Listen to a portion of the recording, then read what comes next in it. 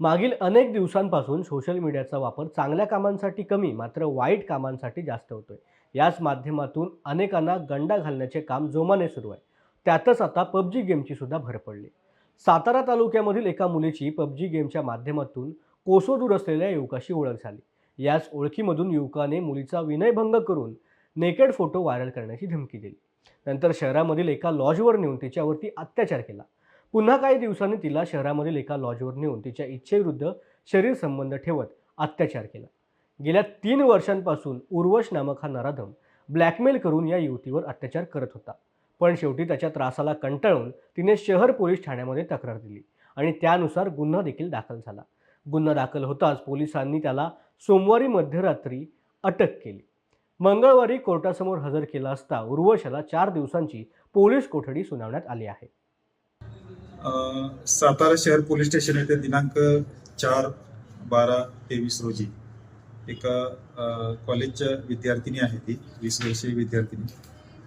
तिनं आमच्याकडं तक्रार दिली की तिचे एक 2-3 वर्षापूर्वी एका पबजी खेळण्याच्या माध्यमातून एका मुलाची ओळख झाली होती.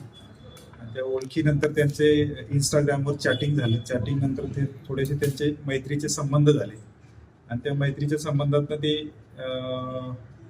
एक 20 मध्ये सन 21 मध्ये एकमेकांशी प्रत्यक्ष भेटलेही होते. आणि त्या भेटीनंतर त्यांनी काही फोटोग्राफ्स वगैरे काढले होते आणि त्या फोटोग्राफ्सच्या याच्यामधून परत ते 23 मध्ये परत तो मुलगा जो आहे ते उत्तर प्रदेश येथील राहणार आहे.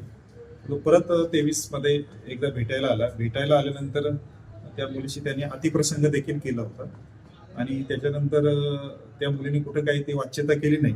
पण तो परत आता 2 दिवसापूर्वी परत तिला भेटण्यासाठी आल्यानंतर मग तिने मात्र घरी सांगितलं की ते असा प्रकार घडलेला आहे.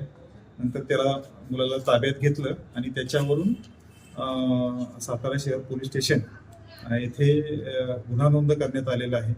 त्या मुलाला अटक करण्यात आलेली आहे. तो सध्या आमच्या कस्टडीमध्ये आहे.